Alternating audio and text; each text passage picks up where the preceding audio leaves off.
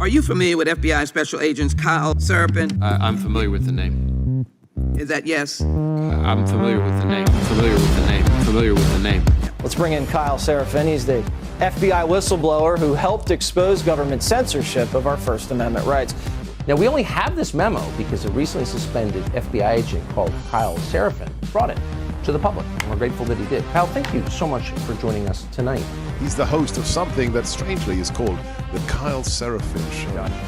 Kyle Seraphin, I can't thank you enough for speaking out. I knew you guys were out there, and I knew it was just a matter of time, but you got a lot of guts putting your face and your name to this. You're doing a service on behalf of the American people, and from the bottom of my cracked and broken heart sometimes, thank you very much. Take a look behind the curtain with a real whistleblower and American patriot. Prepare to embrace the uncomfortable truth because this program has no time for comforting lies. Here is civil liberties enthusiast, Second Amendment defender, and recovering FBI agent Kyle Seraphin. Well, hello and welcome to the Kyle Seraphin Show, my friends. It is Thursday. It is June the 27th, and we are live right now on rumble.com/Kyle Seraphin. If you guys want to come and join us, do that. We had the American Radical Podcast raid our stream, and it's good to see you all jumping in here today. Make sure you have liked the video by the time it's over at some point in time. If you're watching us over on YouTube and you want to join us on Rumble at some point, we welcome you here. That's where the chat goes on. We're looking forward to an interesting show today. I think you guys are going to get something out of this. I don't like the weird pissing contest that keeps going on with people who don't have enough facts. So I'm only interested in giving you guys information that you can operate on. Once you have that information, what you do with it and make your decisions to understand things as you will. But I'm going to make an argument today. And the argument has to do with detachment and skepticism. Number one, you should skeptically evaluate all sources, to include myself. You should look at, is that person in a position to know? Do they have a motivation to say something that is true or false? And can it be trustworthy? And can it be validated? Can you outside source information that substantiates what we're talking about? That's number one. And number two, I'm going to make the argument about detachment, which is to say, when you are emotional, you make bad decisions. You make bad arguments. And you can use that in your personal life. And you can think about any kind of fights you've had with your significant other, with your children. If you get your emotions out of line, then you make mistakes in your argument, but you also say things that you don't intend to. You say things you don't mean. This is, in fact, what is going to try to be the technique, apparently, according to the Biden administration. That's what we're hearing they're going to try to do to Donald Trump tonight in the debate. And while we're talking about the debate, let's go ahead and just throw it out there. Mark Naughton is in Atlanta. He's going to be covering protests outside of the debate. There's supposed to be a lot of pro-Hamas rallies. And we're going to try to do a simulcast plus show you the outside, the same way we did at the State of the Union where they shut down traffic in D.C. We're going to try to give you a little taste of that. So if you want to watch the debate with a little bit of commentary and folks that are here, you can join us on the Rumble stream. You can join us on YouTube as well. I'm sure we'll get shut down over there because we'll be simulcasting it on Rumble. In any case, if you want to join us for that, please do. Before we get launched into this detachment, I want you to think about the idea that revenge is a dish best served cold. Why do they say that? Cold means that you've taken time away from it. You look at things in a way that is detached and unemotional, and you can make the nastiest and best capable revenge. Right? That's what we want to aim to do. We want to be precise. We want to be accurate. We want to be out of the emotional realm. It's one of the reasons why you hire an attorney.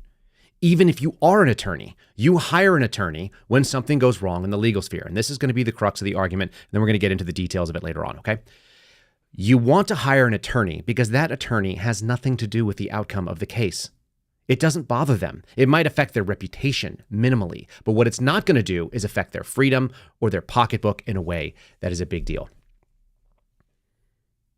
You need someone that is outside, that can look at it from a different angle, who's not in the fight with you, to say, hey, this is not going to work. Hey, you're right on this thing. However, there's all these procedural rules that are going to stop you from being successful. So the two reasons we hire attorneys when something goes sideways, even if you know what to do, even if you are in fact an attorney, is part of it is the procedural. They understand the rule book. They understand what is and what is not allowed. And the second thing is detachment and removal from the situation. They are not physically invested in the outcome, particularly in criminal cases. Okay? That's what I'm going to try to tell you. The problem with a lot of the folks that are in this conservative media space right now is they are invested in the outcomes. They've already declared themselves for somebody. I mean, you want to look at the most extreme version of it. Look at someone like Steve Bannon.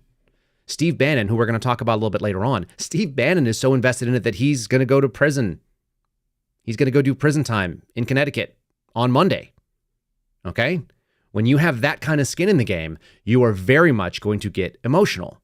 I don't fault you for that. I'm just saying, if you want honest takes and you want things that are going to be more accurate, you tend to pull away from those things. Before we get into all this kind of stuff, let's talk about my friends over at Catholic Vote. If you guys want to support them, you can do it by going to catholicvote.org/give. That is the place to do it. They are America's top advocacy group in the fight for faith, family, and freedom. They are also fighting for Donald Trump. They are moving to activate Catholics who, if they all voted and voted according to their faith, would overwhelmingly destroy any ability to have enough voter fraud to keep anybody else out. There are enough Catholics to move the needle in this country that do not vote according to their faith. If you want to go ahead and support them, they also support us. We're a big fan of that. And I wanted to play, because I don't normally do this kind of stuff, I want to play, I think I've got it queued up here, a little piece from our last Between the Lines. We've got a new one that's going to be coming out this afternoon. But if you guys have never seen it, I want to give you a taste of what it looks like. And so I wanted to show you just kind of what we're doing on these small podcasts. You can find them on YouTube. You can find them on Rumble. And of course, they can be on social media at Catholic Vote. But check a little taste of this. We'll do a couple seconds of this thing. I actually think they do a really nice job with it. Every generation blames the one before. We all look to the past and think they let us down. They somehow cheapen the experience of what it is to be an American and how it is to live in this society. What's going on here? What are we missing? The question for me is, are we actually putting in the work to do America? Can we think of America as an action verb? And are we doing it? The American dream is based on one idea and one idea alone, that you will leave more for your children and make their life less difficult than your life was. And that's what it's all about over there. Okay, that's Between the Lines. That's what we do. We talk about things that are sort of overwhelming principles. Some of them touch a little bit on the news story, but they're also more about the guiding principles that made America great and why we should be focused on the bigger issues. And there are bigger issues. There are far bigger issues than whether or not classified documents were photographed improperly or whether or not cover sheets were used to be placeholders. None of those things make any sense. And if you're not an attorney and you're not actually involved in litigating this stuff, the odds are you don't actually know very well. My example to you is this. Imagine playing baseball and you don't know the rules. You don't know all the rules. You just know that the ball has to go outside of the infield if you want to make the run, and you make sure that you kind of get to the base before the ball gets there. You kind of have a general idea. You've watched baseball, but you don't know all the intricacies of it. And so sure enough, you decide to steal home, and there's a hit to the outfield, it bounces, and there's a throw from the left fielder, strong arm, makes it to the catcher, and your foot crosses the plate at the same time as the catcher tags you. It's simultaneous. And what happens? If you know, you know. Tie goes to the runner, right? But that's an intricacy of the game. That's not obvious necessarily because you did get tagged. So if tie goes to the runner and you don't know that tie goes to the runner, you might be outraged that the runner is safe at home and that run scores if you're on the other team. That's why you need to know the rules. You need to know what is normal. What's funny is we're seeing all these people that are very upset about talking about standard operating procedure, which are not my words, but I'll use them. Okay. Standard operating procedure is necessary if you want to know what a deviation from the operation is. If you want to know something that is weird and that is being played out in a disingenuous fashion, you have to first know what is normal and what normally happens. Okay?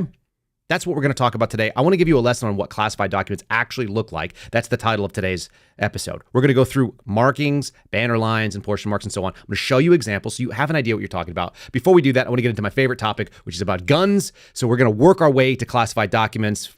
So we're working our way to the nerdy side. Let's start with this thing. The United States Surgeon General has declared that firearm violence is a public health crisis. This kind of stuff is the real work that is being done by our political left to take away our civil liberties. They have no right to get involved in this. The United States Surgeon General talking about firearm violence. It's absurd on its face. It's stupid.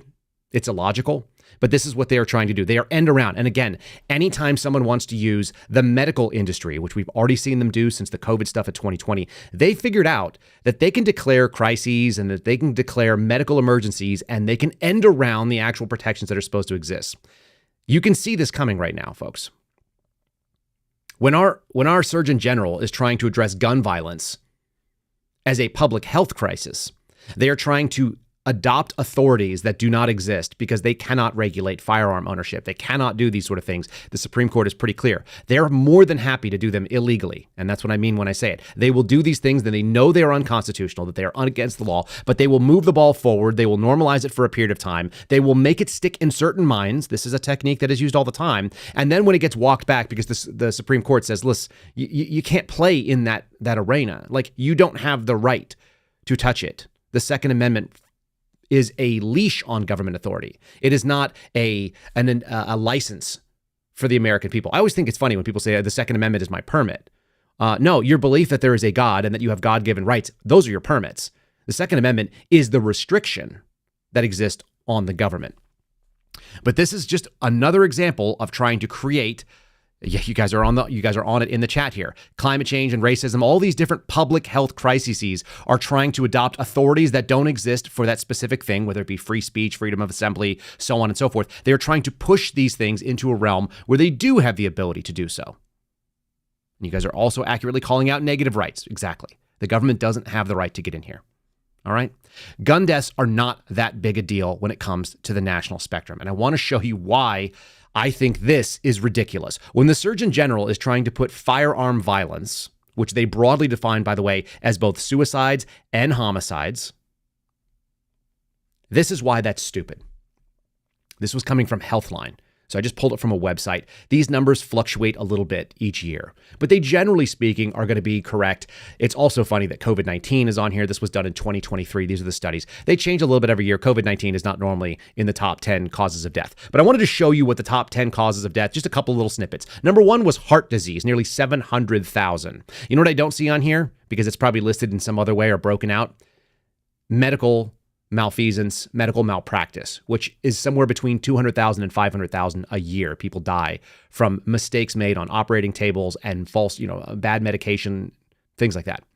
In any case, heart disease, it constitutes roughly 20% of the total deaths in the United States. So when you're going to talk to me about guns, you better have some very strong argument about how many people are dying and why we need to deal with it, why it is this crisis. Here's the other one.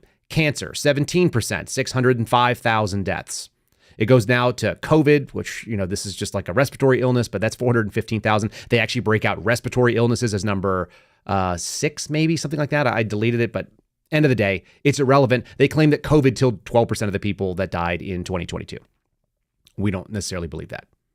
But let's just take it for what it is, because the percentage we're talking about is hundreds of thousands. That makes it north of 10% of the deaths. Accidental, unintentional injuries to self, 225,000. That's 6.5% of the total deaths. Okay, we're at number 4 on the list, and we've gone from 20% to 6.5%. We are decreasing very aggressively. Stroke.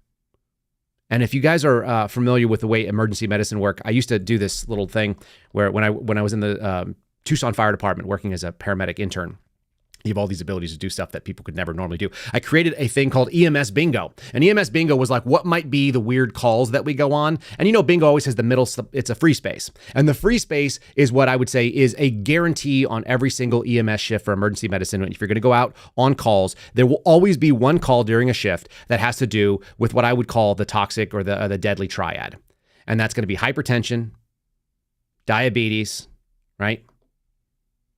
Hypertension, diabetes, heart disease, the sort of the pieces that go around, and obesity. So obesity is the other piece of it.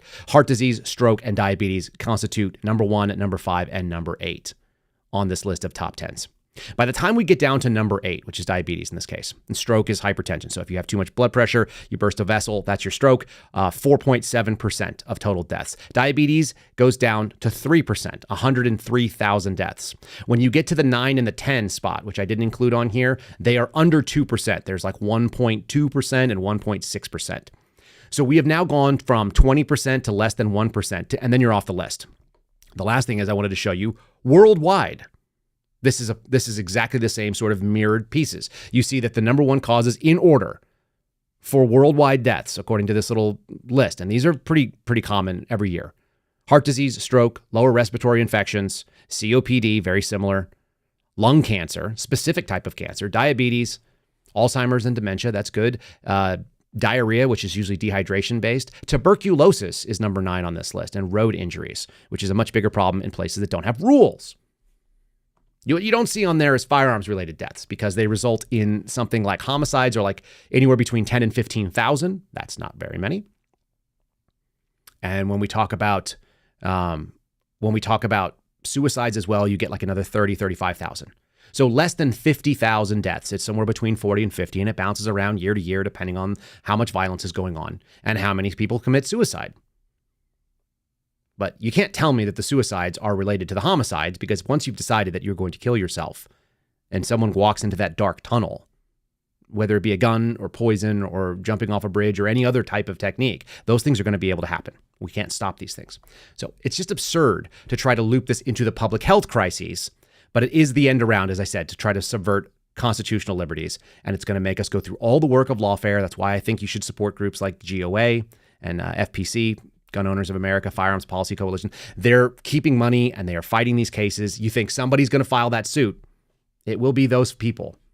It used to be places like the NRA. They don't do the job anymore, but you'll still see legacy attacks on the NRA. They're less relevant because they don't understand that our fight is in the lawfare range, because these people will do things they know are unconstitutional, like the state of New York, and they'll push it forward. There are real things that are going on. There are real consequences in our judicial system, and this is one of them. So this is actually a little bit of like somewhat good news, but it's a reminder of how much is going on and how much is not relevant. It's not relevant whether somebody swapped out a document for a placeholder. It is relevant that the judge who is going to oversee the criminal fraud trial of Steve Bannon, and I don't know enough about his story there with the build the wall routine. They raised $100 and something million. I can tell you the numbers here in 1 second here. I think it's like $115 million is what they raised. There's this fraud case because they said they were going to build a wall, and then like, how do they even do that? And they didn't build a wall. Obviously, we didn't see that happen, but they privately started this campaign to do so. And then the claim is that money was laundered and it was a conspiracy and fraudulent and so on. And it may be, honestly.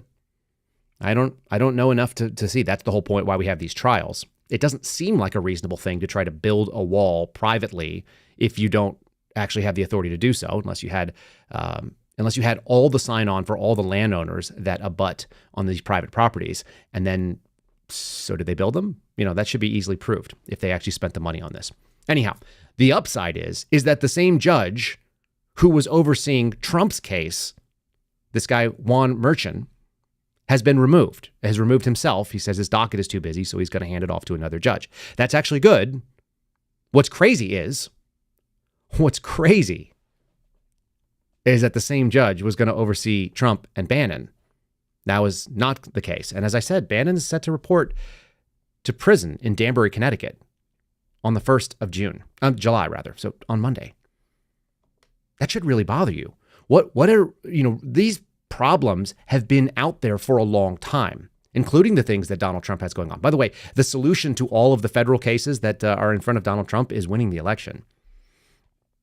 And if you think that you're going to persuade people that are in the middle by like ranting and raving about technicalities of things you don't understand, I think you're making the wrong argument. The argument needs to go in front of people who are persuadable, that are in the middle, and that have to be convinced to get off the couch and vote based on values that matter to them. So we can do that. And we have those things. And it turns out that CNN, of all people, actually figured that out. I want to also cover Supreme Court, because a lot of this stuff is going to get decided out there. It's going to be touched on. Here's the Supreme Court. There's two kind of big things that happened in the last 2 days. Number one is the Missouri v. Biden case. There's a little bit of a discussion here that is, I think, disingenuous. There are a lot of conservative people that are outraged, calling it the death of the First Amendment. That's not what happened here. So let's be accurate. And the second thing is that the Supreme Court supposedly accidentally posted a draft decision of what they were going to do on an Idaho abortion law, which was said essentially, and I think the abortion law is in good faith. The question is, will the federal government, once they lose the injunction that they have, if this actually comes through, does the federal government operate in good faith? And the answer probably is no. So let's start with the abortion one first. As you guys know, on my list, Biden administration claims of what they're doing right. They are doing the right thing by abortion. They think that is the way to win the electorate. That tells you that we have a fundamentally flawed electorate right now, that American values are out of sync and out of whack. We'll touch more on that in a second here. The Supreme Court acknowledges that they accidentally posted the Idaho abortion case document, which may preview a narrow Biden administration win. What's going on in this Idaho abortion case is essentially the state law says that there are carve-outs that allow for medical abortions to happen in the emergency room, in so much as the woman's life is at stake. And the federal government is trying to broaden that argument, saying that it has to be not just life, but also health. And it seems like the Supreme Court in a 6-3 per this particular document, which was not signed, but they showed what the dissent looks like and what the original, what this case looks like. This issue is that the federal government wants to expand the version of what health means because they are all in on abortion. They would like to include mental health and her feelings of well-being, and not just life and limb the way that normally things are described. And so the other thing is that this is probably moot, even though they're going to go out there and put a decision out there. The dissenting opinion that even I think Amy Coney Barrett in this little briefly posted document, she said, yes, I agree, but it's also been mitigated. I agree with the majority here, but it's also been mitigated because they've actually changed the way their law is written. And so as stands. Anyway, end of the day, it's going to get decided by a lower court. This is simply about the injunction and whether or not the federal government will block or allow the enforcement of the law. It sounds like they're going to allow the blocking of the law. It's not going to have a huge effect, mostly because Idaho is small. But there are other states that have similar laws, so this is going to have some wide-reaching consequences. In any case, it still all has to be ironed out. There's a lot going on. It's almost the same story that's going on with the rejection of the Missouri versus Biden case, which has kind of been updated. If you guys are following Andrew Bailey's social media accounts, which I do, and in fact, his social media people just directly send me their favorite stuff. One of the things that is most relevant is that this case, the injunction that prohibits the government from getting involved and pressuring social media, that's been removed. So now the government is allowed to go out and interface with social media. And it was basically affirmed that they can go out there and do this thing. But that doesn't mean the case is over. It just means they have to do more discovery at the lower level. They claimed that it was a standing issue, that there were 5 original plaintiffs that were part of this Missouri v. Biden case. They said that they were being censored, that the censorship was ongoing. The dissenting opinions agreed that censorship was problematic, and that in and of itself gave them standing. The majority didn't agree with that. So no standing is not weighing the merits of the case. It's whether or not you actually have the ability under Article 3 to bring the case. And so that's what's happening right here. So there's a lot more work to be done. And the Attorney General from Missouri has acknowledged as much and said they are willing to do the work. It's not the death. It's just a pain in the butt because our system is slow and inefficient on purpose. It's supposed to go slowly. It's supposed to be deliberate. It's supposed to make dispassionate decisions in this field. Do we agree that it always works? No, we don't.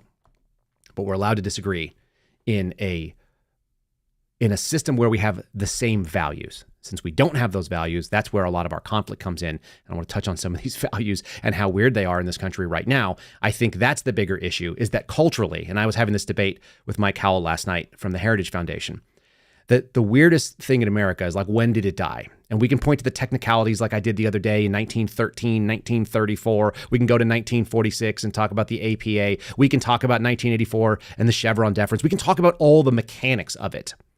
But there's a bigger Band-Aid that keeps all of those sort of mechanics at bay. And that is a godly and values-based population that is rooted in Western, which is to say Christian values. And we don't have that anymore. We don't have that at all.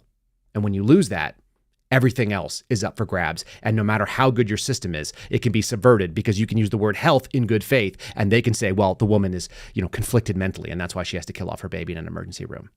That is not a good faith argument. And good faith is going to come in a little bit later as well. So let's keep talking about this. Before we do, Patriot Coolers, my friends over there, still repping and supporting our program. We really appreciate them. Here is my OG one from 2017. I got this in October, back when I was still working counterintelligence. And I was still doing things like search warrants for classified documents. If you guys want to get your own tumbler, you don't have to put a sticker on it. You can actually customize it on their website. They will laser etch it or they will screen print it for you. PatriotCoolers.com is the website. And the promo code is Kyle, K-Y-L-E, K-Y-L-E, 4 letters, 10%, $50 or more, you'll get free shipping. Buy one for you, buy one for a friend, buy one for you, buy one for your spouse. You can get matching ones. You can get not matching ones. I recommend different colors. My wife has a blue coffee mug and I have a black coffee mug. And that way we know whose is whose. And the kids do too. That's a big thing. Kids are always trying to grab you somebody else's coffee mug. Mine have stickers on them right now. Yeah. Get yours engraved. It'll look really, really good. They do a great job on it. They have a laser etching process that they do in-house, and it does a very, very quick turnaround. PatriotCoolers.com, promo code KYLE. Let's talk about this lack of values, because this is a big chunk of it, okay? And I actually have a weird video that I found on Instagram while I was working out yesterday. One of the things I do during my cardio is I just like flip through Instagram to try to see if there's any gold in all of that sand, and there is.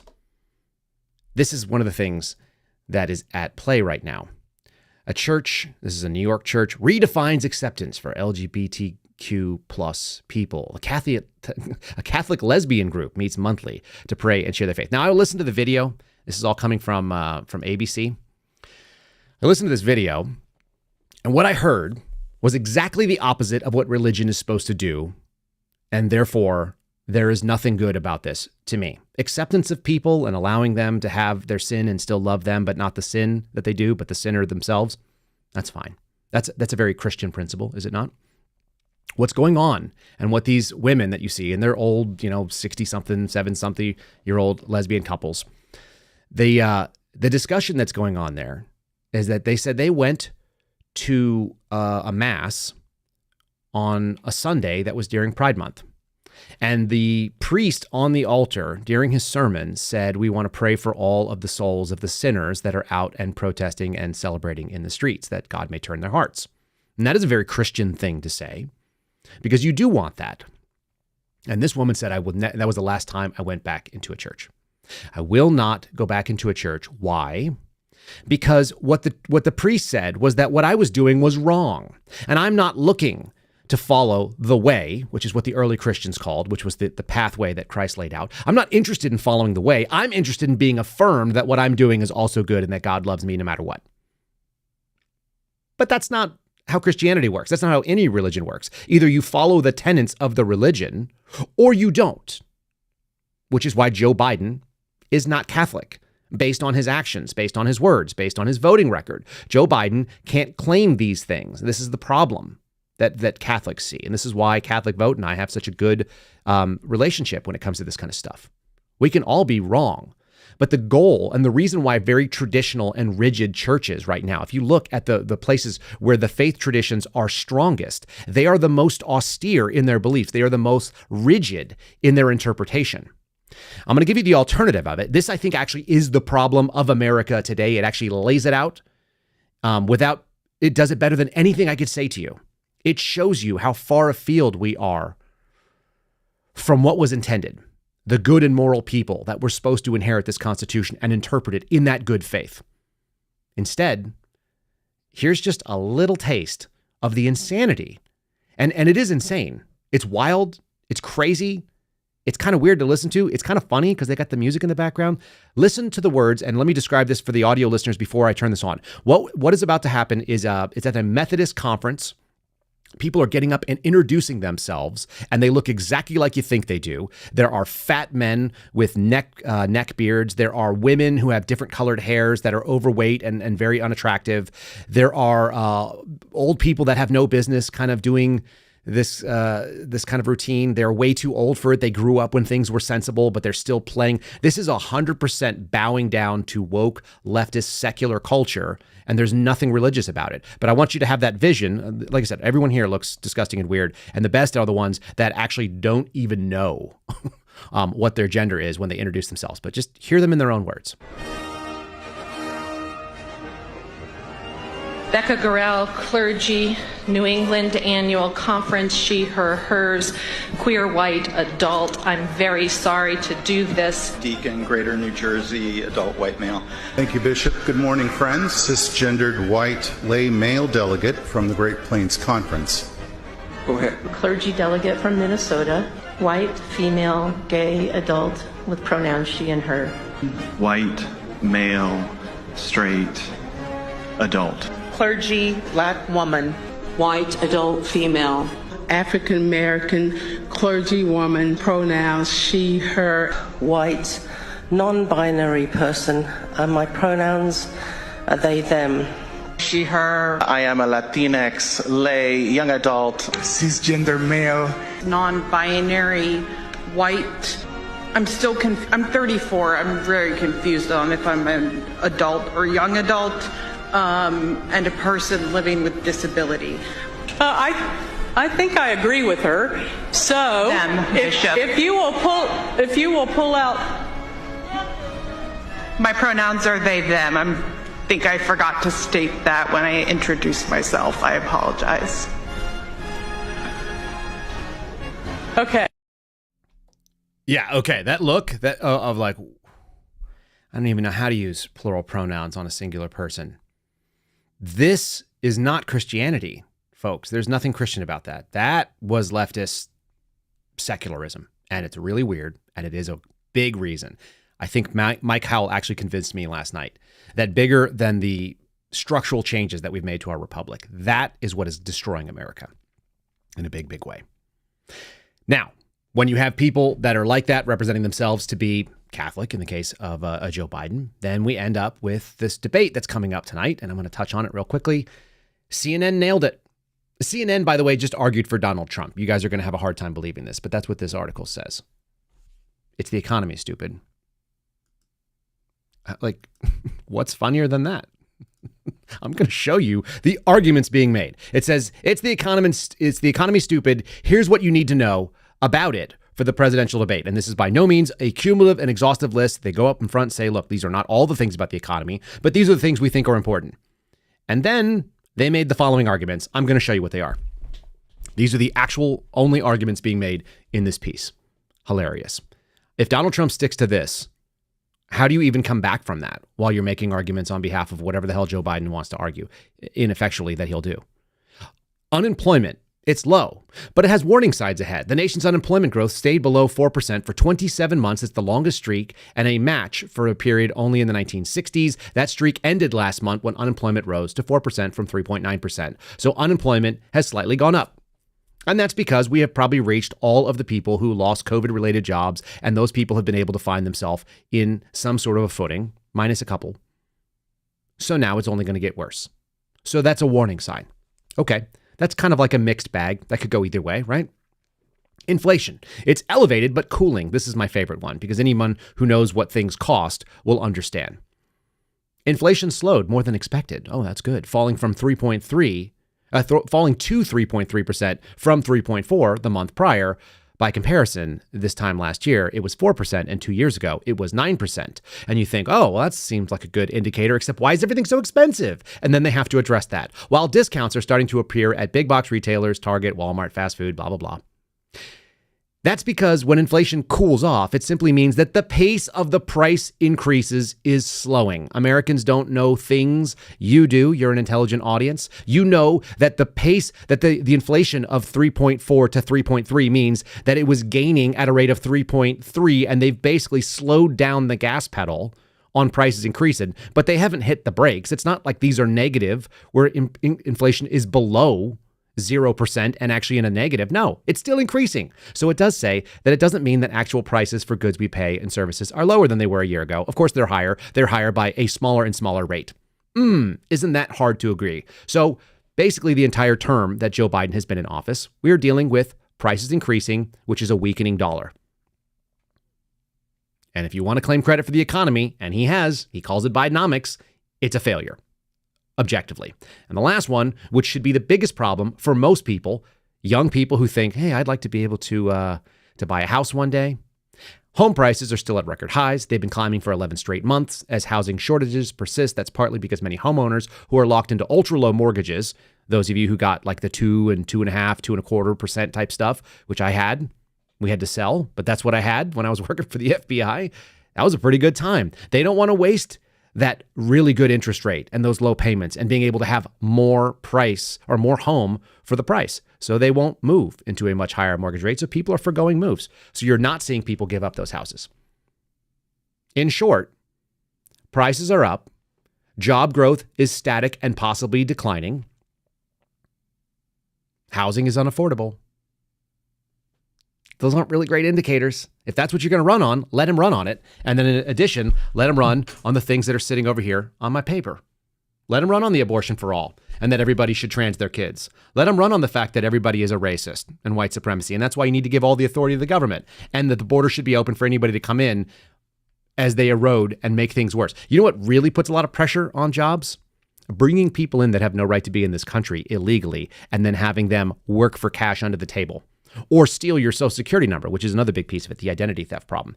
This debate should not even be a question of how it works out. It should be one and done. All he needs to do is point to the record. It should just be a constant scoreboard and take a knee. The Bill Burr technique, as we talked about. A lot of you guys yesterday got excited about Mad Hat Jerky, so I'm going to go ahead and bring this up right now. MadHatJerky.com/Kyle. If you go to that website and you put the /Kyle on the end of it, it tags us. But let me just say, if you've previously been a customer, they won't give you the 20% off with my promo code, KYLE. But right now you can use promo code USA. Coming up on the 4th of July, USA will save you 30%. My buddy Garrett O'Boyle just sent me his order and showed me, and we matched it up, and they're still tagging us on those orders, so that's cool too. Matt with 2 T's, hat with 1 T, jerky.com/Kyle. Save yourself 30% on the best jerky in America. It's made here. It's made with a great product. You can even get USDA prime beef, sliced up, tender, juicy, keto friendly if you want, carnivore friendly too. Check those things out. They mark what they are, and the USDA prime is the move. Again, black truffle. That's the push, folks, and roasted garlic. Check those ones out. You will not regret it unless you have really bad taste, in which case maybe you will. Let's do classified documents, okay? This is a little bit nerdy. We've been working in nerdy. I want to show you what a document looks like. Many of you have seen this stuff on television. If you've never had a security clearance, it's not nearly as sexy as somebody would have you believe. I remember sitting at a table with my in-laws, and there was a guy there who was a fundraiser for West Point, and he was talking about how when he was in the Army, and he was talking to people that had never had a security clearance while an FBI agent, I was currently an FBI agent, was sitting there. And we're looking there, and he said, when I was in the Army, the name of my clearance was classified above top secret. Well, that's disingenuous, because that doesn't really exist. What we have are tighter striations, but there are only really 3 ways that things can be classified. They're confidential, they're secret, or they're top secret. That's the classification. The other ones are all broadly considered unclassified. And then we get into what are called either compartments, or there are authorities by which you can release them. These are going to be called dissemination controls. And so you can have things that are secret, but they can be shared with foreign governments because they also are read in. There are things that are secret that are only releasable to certain groups, things like Five Eyes. You guys have probably heard those terms. And so I want you to have a visual of what we're talking about when agents go searching for classified material, which most agents never do. Most federal agents, doesn't matter if they're IRS or if they work for Commerce, if they work for the FBI, if they work for DEA, ATF, take your pick, Secret Service, none of these people really go for looks on classified documents because it's not very common. What's called counterintelligence is pretty exclusively owned by a little bit of the military who does it, and then also the FBI. So you'll find joint searches for these things. But when we talk about markings, classified documents, there's a couple of ways that they get done. Number one is what you're seeing on the top of the screen here, okay? And it's that top secret that's written on the top of these. These are fake documents, by the way, so before anyone loses their mind. It says top secret. That's known as a banner line. That is the overall classification of the page. But that doesn't mean all of the document and everything written in it is in fact top secret. You could actually lift things from these that are not going to be top secret. So the second thing are what are called portion marks. And there's a couple of different ways that portion marks are listed. They can also have full dissemination controls, as you are seeing on the bottom right. But what they would be, they'll be little parenthetical pieces that start either a sentence or a piece of information. It could be the entire paragraph. And it'll say, it'll be parentheses, U, parentheses for unclassified. Same thing, C for confidential. The same thing, S for secret. Or it'll have TS in parentheses for top secret. And that's what you're looking for when you are looking through documents trying to decide whether or not something may have classified material. Just because it has a portion mark that says that that material was classified, that just means that when the document was written, it was. Does it mean that it continues to be? No. And that argument will be made in court. I think you're going to see the Trump administration do that. And that's fine. That's what it's supposed to happen. So on the left, what you're seeing is a bunch of arrows and things that are marked out. By the way, you can find all this kind of stuff online if you are so inclined. You can type in training for classified documents, and then you can see this. There's almost always a declassification date that will naturally declassify. There are other authorities that can also declassify them. They may not be with the original document, which is to say somebody could have a document that is classified, it is printed out, it is put in some sort of a folder or whatever, and it goes out there in the world, and then that could be declassified later because some executive order, or because it is no longer needed, or because prosecution, blah, blah, blah. And when they do that, when you declassify them, every single document that's on paper out in the world doesn't magically have that marking. So of course, You can declassify things and things still appear to be classified, which brings us to what's going on with this case down in Mar-a-Lago and the outrage that is going on the left, including Donald Trump on True Social, yelling all this stuff in his all caps. I wanted to go back in time a little ways and look. I think that things are being covered unfairly from both sides, which is why I like to sit here in the middle and try to play the balls and strikes thing. Now, it is very clear to anybody who's been paying attention to the way that I talk, going back to September of 2022. My interview was at the end. It was like September 23rd or 24th with Dan Bongino's podcast. That was not the only option I had for taking my story public. There were others. I chose Dan because of the principles that he stood for and because of what he told me personally about that he was going to represent our story and be fair and that he would not let it drop. And so I went with that. His behavior of late has been very disappointing. I don't want to say I'm angry. I want to say I'm really disappointed because when someone tells me something, I hold them to their word. And when they break their word, that damages trust. But in the media, starting on September 1st and September 2nd. This is an AP piece. And I highlighted something very specific because the AP was massively disingenuous as well. So were people on the right now. They said a Trump search inventory reveals new details about the FBI seizure. The first piece is they went in and did a search warrant. And I have been very clear from the beginning. I think that search warrant is incredibly problematic. I think it is a dangerous precedent in America. And I think that it is the big marker. It is a turn down. It is a decline in any possibility of salvaging the FBI, which I have said should be destroyed for what it's done. Not because everybody in the FBI does terrible things, but because they have destroyed the brand. If you went and 20 people died buying a brand of lettuce because it had E. coli on it, could you ever market that brand again and rehab that name? I don't think so. And I don't think you're going to be able to rehab the brand of the FBI at this point. Mass media is massively and too big. It has shared too much information too quickly for anyone to seize on it. So people in America that are living through this age right now, our entire generation, the one below us, the one above us, anybody with a conservative bend is looking at the FBI and saying, I don't trust them. And now they're joining people from the political left who thought the same thing for decades. That is a lot of people saying things that are problematic about an agency. So I don't think it should exist. They've abused it and they've screwed it up. Here's what the AP said. Along with highly classified government documents. I hate that expression, highly classified. It's stupid and emotional. FBI agents who were searching the former president's home found dozens of empty folders marked classified, but with nothing inside and no explanation of what might have been there. Now, that is the opening line of this article. And what are they implying with that line? Because that's an emotional attempt. They're trying to pull people into the idea that there were classified documents in these folders. And then they're gone. And nobody left to note what they were. The cat burglar that stole these classified documents didn't tell you what used to be there. And so they could be anything. They could be the nuclear secrets, right? That was the whole push. They could have been given to China or Russia or anything else. And none of these things have been materialized. More likely than not, they were folders that were left over and sitting on somebody's shelf. They were scooped up in a massive grab, put into a box by GSA, because we're talking about federal workers here, and they scooped up a bunch of empty folders and tossed them in because empty folders with classified markings on them exist everywhere. They're all over the place in every skiff that I've ever been in. They sit on people's desks. They hang out inside their drawers. And if you clean out all your crap and you take them with you, you end up with a bunch of cover sheets and folders that are empty with no classified material in them. And that's no big deal because there's nothing in them. It's just a piece of manila envelope. It means nothing. So if you're unemotional about it and you go, okay, look, let's push against the possibilities of getting emotionally involved. What is most likely here?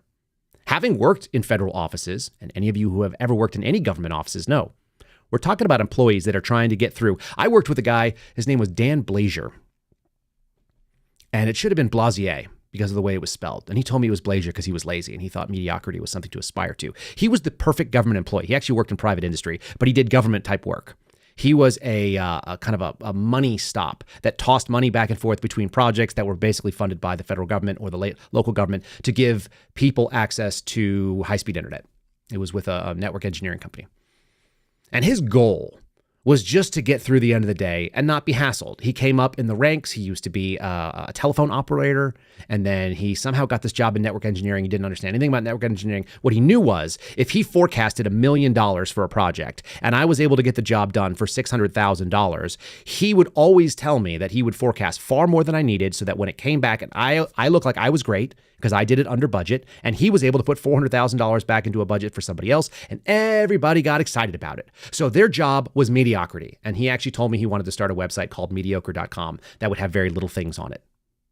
Okay, that's government employees, folks. That's what they look like. They look like people that are just trying to get their job done. They look like people that are wearing lab coats because someone told them they couldn't, but they found out they could, so they just wear them, even though they have no need for it.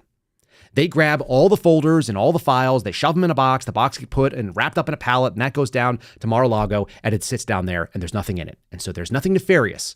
And the AP is giving you this emotional language. It's nonsense. In the same way, here's a story from MSNBC, and I like to evaluate things critically. If I only disagree with people, I don't think I'm being fair, because there are things that people say that are true all the time. This is a stupid article that has some smart points in it. Judge Cannon, unlikely to stop Trump's dangerous FBI statements. Do I agree that Trump's statements are dangerous for the FBI? No. We're talking about an agency that has incredible power, that went into his home, that carries guns, that has training and body armor and security protocols. They've got all kinds of wild stuff going on that keep FBI agents safe. And is there any evidence that FBI agents are in danger because of Donald Trump and people who are angry conservatives? There isn't. The only evidence they have is a guy who showed up, who obviously had mental illness, with an AR-15 and a nail gun, and he chose the nail gun to shoot at an FBI building, and they killed him for it. All right? It's very crazy. You're going to make the argument that armed agents who voluntarily go into harm's way should be protected from a guy who actually has the rights under our Constitution as a defendant. Okay? That's stupid. But there are some smart points that are made in this. This is written by Jordan Rubin. And what he says is the real problem with what's going on in this document case right now is that there are two conflicting filings being won. One is by Trump's team. They are the defense team. Their job is to mount a rigorous and vigorous legal defense of Donald Trump. And they're going to throw everything they can at the wall to see if something will stick. The second is the special counsel, who shouldn't have any sort of modus operandi outside of fairness. They should only be seeking justice in so much as the process is fair. But they do. They obviously care. This is a political hit. This is against a political opponent. So Jack Smith's people are doing something, trying to get an outcome. All right.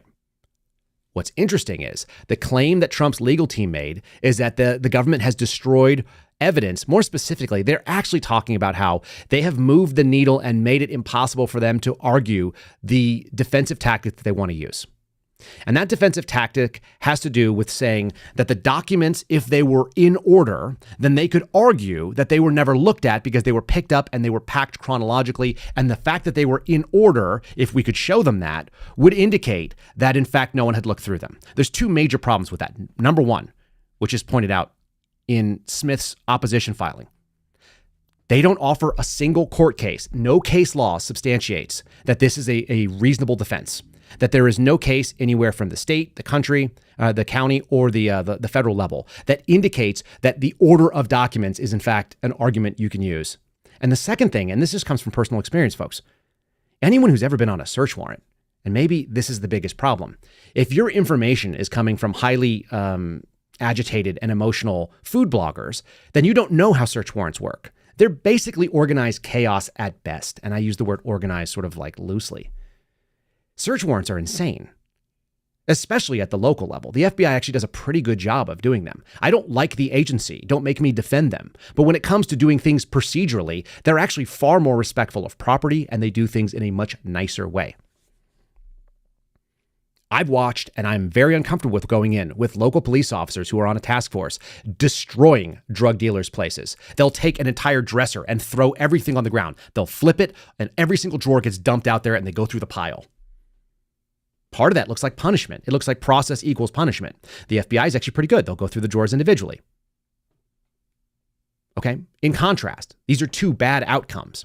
When it comes to serving a search warrant at a former president's house, I am already on board, all the way upstream, saying that was a problem. It was problematic to Steve D'Antuono, who was the assistant director of the Washington field office. It was problematic to people underneath him. Nobody threw the flag. They served that search warrant. And here's the big problem. The biggest problem exists is that Judge Bruce Reinhart, a magistrate judge, signed off on a search warrant with this attachment. This is called Attachment B. This describes the properties to be seized. And I've highlighted it again. Under Section A, it says any physical documents with classification markings. That's why I told you what it looks like. Okay? Classification markings, including portion marks, whether they're classified or not. Do you understand? It doesn't say classified documents. That's not what's at stake. But anybody who is telling you, well, how do they know they're classified? They don't. They're following attachment B, which was signed off on by a judge, and it has the force of the authority of this judge. Okay? Physical documents with classification markings, the end of story. Maybe they were declassified, maybe they weren't. That gets sussed out later. That's not what the agents on the ground do. I think that you can say the FBI does terrible things at a high level, but when you get down to the actual process that they are engaging in, if it's not outside of the normal process they would use, then you go, okay, fine. They're doing what they were told. It says they can grab any containers or boxes that are collectively stored or found together with the aforementioned documents and containers or boxes. Anything that had classification markings in any room, they could grab everything in the room. They didn't. They only grabbed like 45 boxes, which is a ton. And it is a nightmare. The other thing that's incredibly broad here is under Section C. Any government and or presidential record created between January 2017 and January 20th, 2021.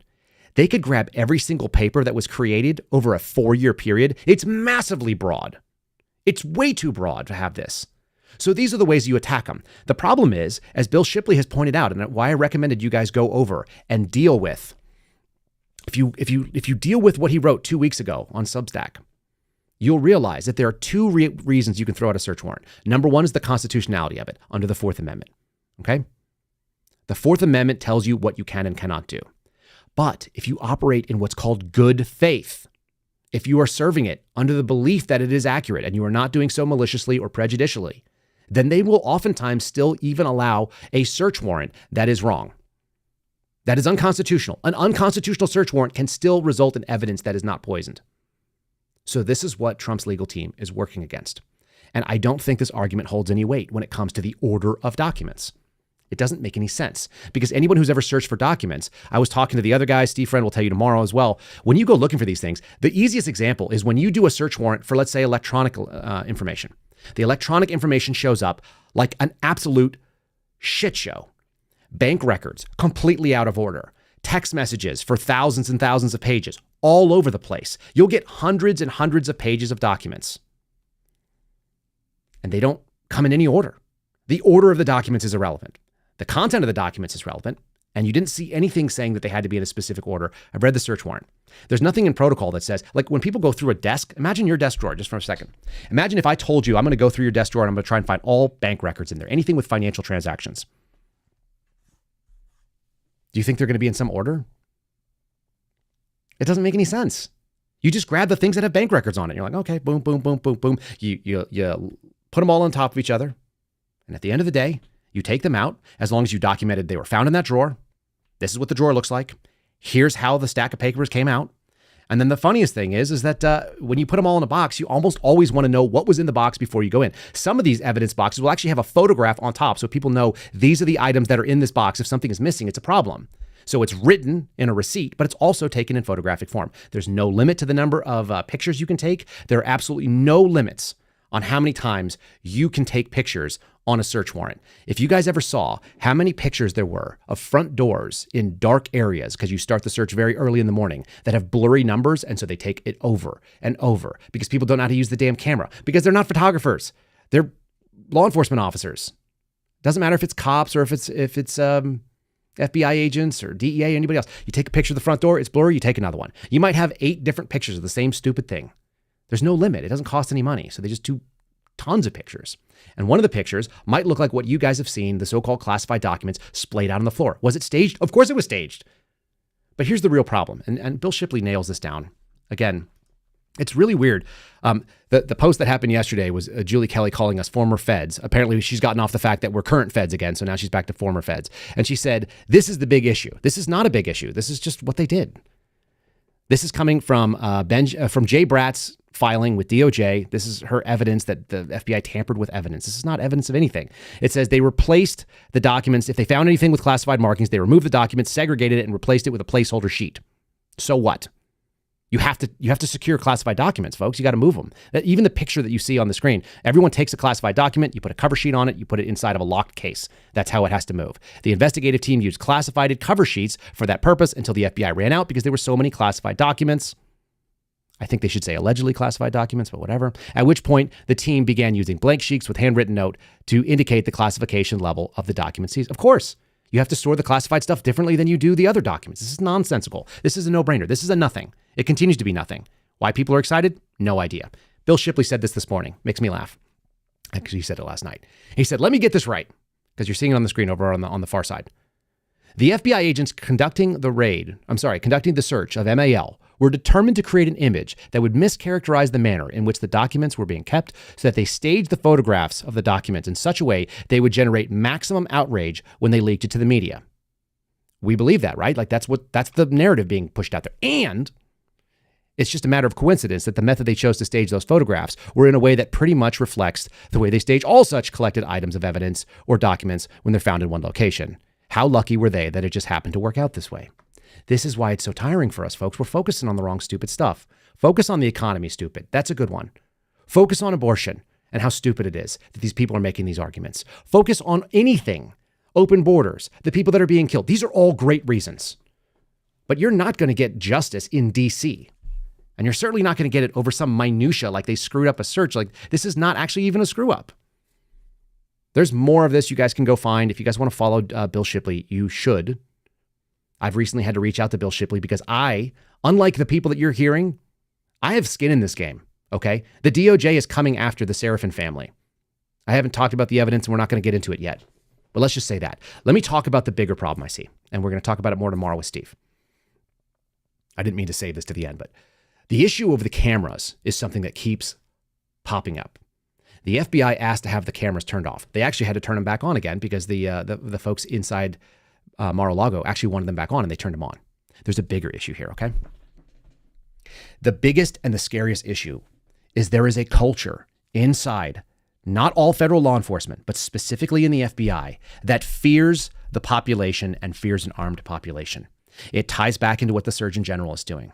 There is a big, big sense within the Bureau, the people that I used to work with, that private citizens, you and me, should not own firearms, that they should be the sole judge, the sole keeper of, and that anyone with a firearm represents a threat.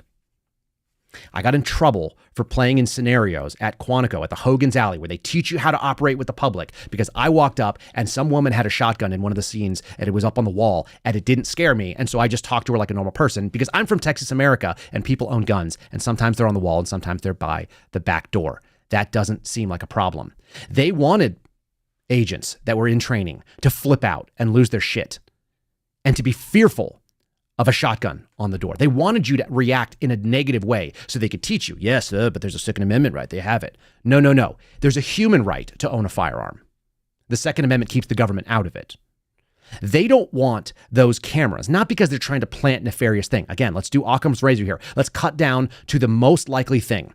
There is a pervasive culture in the FBI that is so aggressively protective of agents that they forget that they have to assume a certain amount of risk when you go on any search. And they're also operating out of Miami, right? Trump's house is in Palm Beach. That's very close to Miami. The Miami field office sent agents there. The Miami field office had recently experienced a shooting of 2 agents, actually 3 agents, 2 of whom died. And it was because of security cameras. Because of the cameras, they were able to see that the agents were claiming to be with the sheriff's department, but they were wearing FBI placards. They lied to a guy who was a child pornographer, and he shot through a plate glass window and killed 2 agents and wounded another. The biggest, scariest thing is that the FBI has set up an us versus them attitude, and we are the them. We are not part of the us that the FBI sees. And that's why I have friends who are operating within the tactical programs for the Bureau that are letting me know that there are things called scramblers. They're Wi-Fi scramblers. And if you have wireless cameras that are part of your security system, there are places like HSI and other federal agencies, including the FBI, that is able to roll in and scramble your cameras because they think that is a security problem for them that they are protecting themselves against.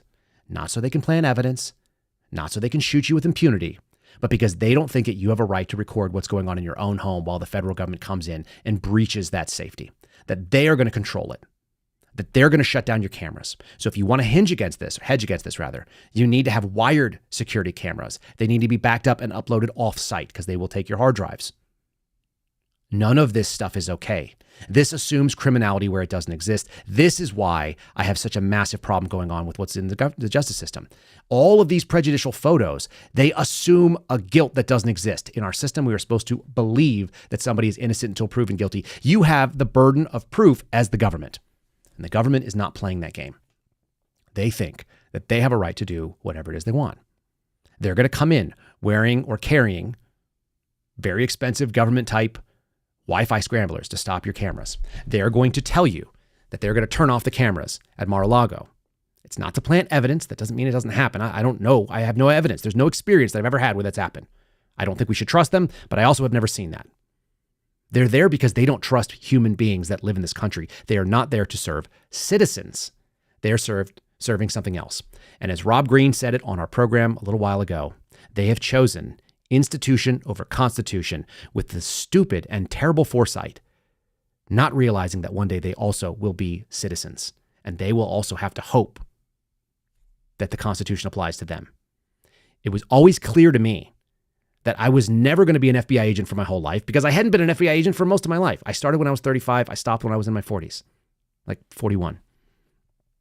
I got 6 years of being an FBI agent. I'm 42 years old right now. That's not very much of my life. That's what, 20%? I knew that.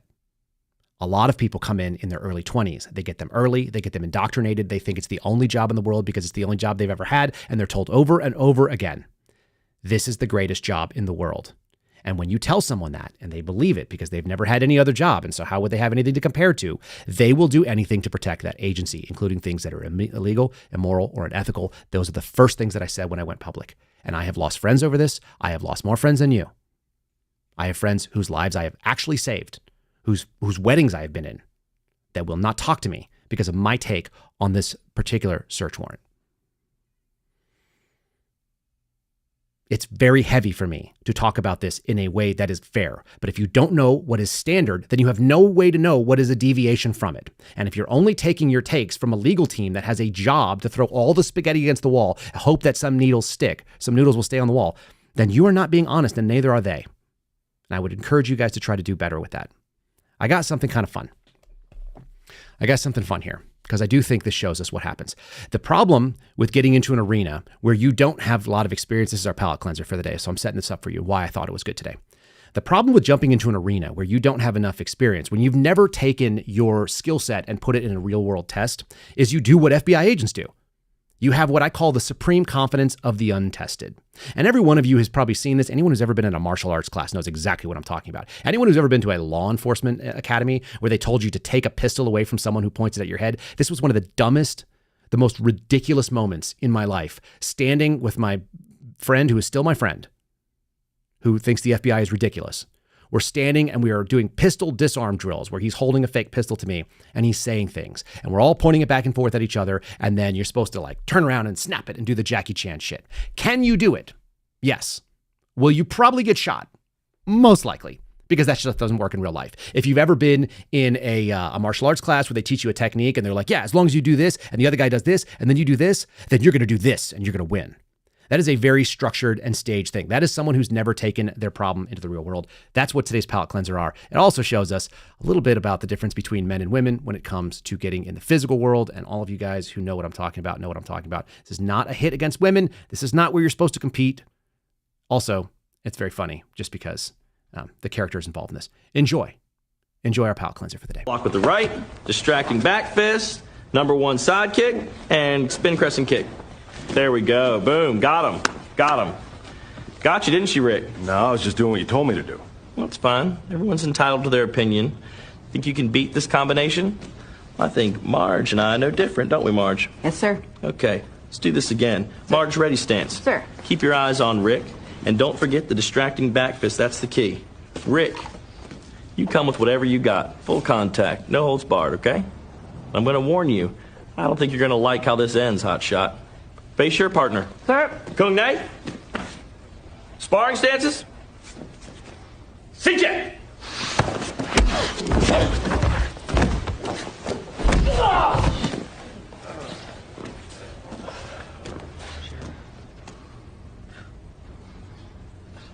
She's still alive?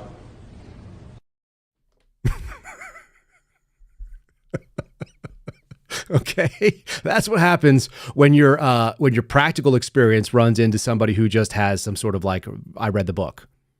That's what happens when you've only trained under very, very specific conditions and you've never seen the real world version of it. I'm just saying. And if you missed this because you're not watching it, that was an uppercut and then a kick while this woman was basically unconscious with a single punch. It's terrible. I feel really bad for Marge too. I don't want to see women get hit either. But when you have this false confidence that's never been tested by reality, man, that's what happens. If you've only been on a search warrant, or you've only seen it on TV, or you've only been on it in an academy and you've never done hundreds of actual searches, and between the suspendables, I think we have like upwards of 500 searches. And I'm one of the only ones that's probably ever done classified document searches. I've only done 2 of them. They're not common. I saw 1 per year when I was working in CI, and that was in one of the biggest field offices for the FBI in the country. And I volunteered for all the searches because that's what I wanted to do. I didn't want to go out there and be sitting in a desk reading files. I'm just letting you know. Reality versus the training video, a little bit different. Okay, here's a little 5-star review for you guys because that's just funny stuff, yeah? All right, who knew feds could be so funny? 5 stars. Written by Quite Trippy. Thank you for the review. Says he's authentic, he's a father, a husband, and an ex-spook. Was I really a spook? I don't feel like that's true. Ladies would have a hard time if they had to make a choice whether to look at him or listen to him. Now watch your mouth now. Quite Trippy. I showed this to my wife. Keep it up, Kyle. We like our man Menley, and we love when they speak the truth. All right, we're going to speak the truth here, even when it's uncomfortable. If that loses followers, so be it. That's why, look, nobody pays me to do this. I have no editor that checks it. I'm just telling you what the experience is. Go out there and assess it for yourself. Appreciate all of you guys being here this morning. I appreciate you guys being open-minded enough to think, hey, there's probably more to this story, and let's be fair and accurate so we can actually win things like debates, talking about the economy, talking about the things on the pad. That's where we're at. All right, folks, we'll see you again tomorrow for a Friendly Friday. Have a good Thursday. I'm going to do my best. We'll see you then. God bless. Thanks for listening to The Kyle Seraphin Show, streamed live weekdays on rumble.com/Kyle Seraphin. Follow Kyle on Twitter, Truth Social, and Instagram @Kyle Seraphin.